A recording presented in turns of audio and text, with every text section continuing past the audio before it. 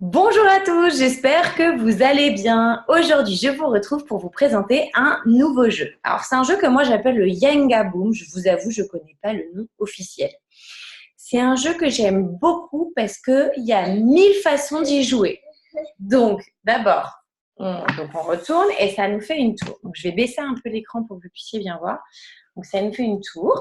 Vous voyez, il m'en manque un. À force de jouer, on en perd. D'accord? Donc, en fait, vous tapotez avec le doigt. Le but du jeu, c'est de récupérer et de mettre en haut. Alors, en fait, il y a plusieurs règles pour ce jeu. Pour les plus petits, on a le droit d'utiliser les deux mains. D'accord? C'est-à-dire qu'il y en a une qui pousse, une qui attrape. Et moi, ce que je fais avec les plus petits, c'est carrément que je les aide. Je leur montre celui qui bouge. En fait, sinon, ils vous prennent celui-là. Je ne vous raconte pas la cata, la tour, elle tombe.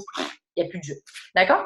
Donc, du coup, moi, je les aide en général et je prends. Sinon, l'autre règle, pour les plus grands, c'est vraiment on n'utilise qu'une main. D'accord? Donc, hop, je prends et je remets en haut. Tout le monde ne remet pas en haut. Moi, je trouve ça rigolo de remettre en haut parce que du coup, ça peut faire durer le jeu plus longtemps. Si vous voulez que le jeu soit plus court, dans ces cas-là, directement, on ne remet pas en haut. Ce jeu est bien aussi parce que, donc au-delà du fait, c'est super drôle parce que quand ça tombe, forcément, c'est rigolo. Il y a plein de sortes de Yenga Boom. Donc moi, j'en ai un de couleur avec le dé des couleurs, ce qui permet de rajouter la chance. Et j'en ai un, c'est le Yenga Boom avec la bombe.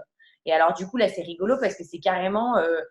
en fait, il y a un socle et quand c'est la fin du temps, la tour, elle tombe. Donc, que ce soit vous ou l'enfant, de toutes les façons, c'est au hasard. L'autre avantage de ce jeu-là, c'est qu'on peut faire des constructions. Donc, en fait, par exemple, vous pouvez faire des tours, etc.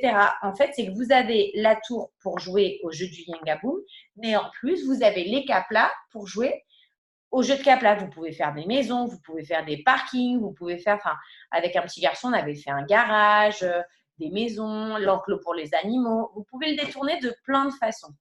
Si vous voulez le jouer de manière coopérative, comme d'habitude, je vous invite à mettre un chronomètre, 5 minutes, 10 minutes, et le but du jeu, c'est que la tour ne tombe pas, mais d'en enlever le plus possible. Ou alors, d'en enlever le plus possible sans que la tour tombe. Voilà, ça vous fait des alternatives. Est-ce que vous connaissiez ce jeu? Est-ce que vous l'utilisez? Racontez-moi, je vous fais plein de bisous. Bonne journée!